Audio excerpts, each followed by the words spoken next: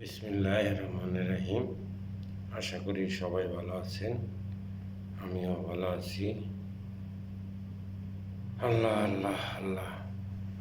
একটা মানুষ, আমরা সবাই চাই যে আমার সন্তান ডাক্তার, ইঞ্জিনিয়ার, বড় কিছু হোক, কিন্তু কেউই চাই না যে একটা ভালো মানুষ হোক, আমার সন্তানটা ভালো মানুষ হোক। তাই সবার উচিত যে ডাক্তার ইঞ্জিনিয়ার হওয়ার আগে পোলাটারে ভালো মানুষ বানানো দরকার। দেখেন, ডাক্তার ইঞ্জিনিয়ার বানাইয়া যদি বাপ মারে বৃদ্ধাশ্রমে থাকন লাগে, তাহলে ডাক্তার ইঞ্জিনিয়ার বানিয়ে লাভটা কি? আর একটা মানুষকে মৌলানা বানান, আমার জানা মতে নাই যে একটা মৌলানার মায় বৃদ্ধাশ্রমে থাকে।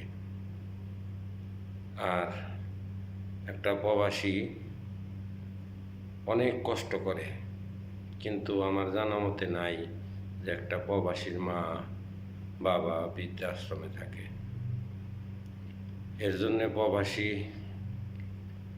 অনেক কষ্ট করে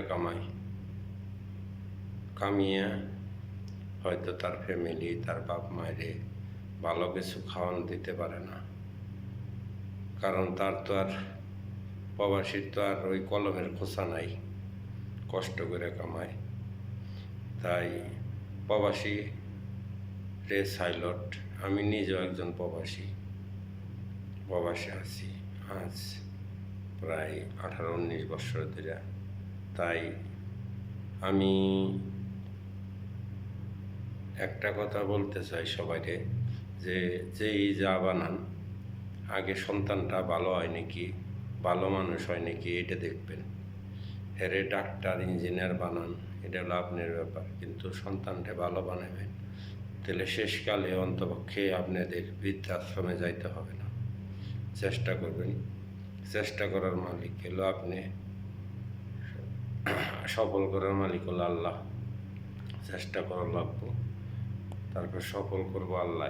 আল্লাহ চাইলে সব পারে।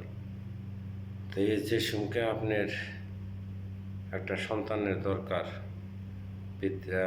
বৃদ্ধকালে, এসব যদি সন্তানে নিয়ে বৃদ্ধাশ্রমে থেকে দেয়, ওই সন্তানের চেয়ে নাচ সন্তানই থাকা ভালো।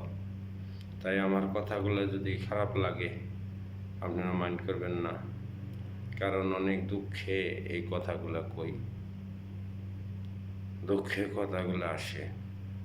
তাই পারলে একটা মানুষকে, একটা সন্তানকে ভালো মানুষ বানান। এটা বানান ডাক্তার ইঞ্জিনিয়ার, কিন্তু আগে ভালো একটা মানুষ বানান। আচ্ছা, সবাই ভালো থাকবেন, আমার জন্য দোয়া করবেন, আল্লাহ যেন আমারে একটা ভালো মানুষ বানায়। আর কেরোর যদি লাভ না করে দেহারি, ক্ষতি জানি না করি, এটাই সবাই আমার জন্য দোয়া করবেন। আল্লাহ হাফেজ। আসসালামু আলাইকুম রহমতুল্লাহি ওয়া বারাকাতুহু।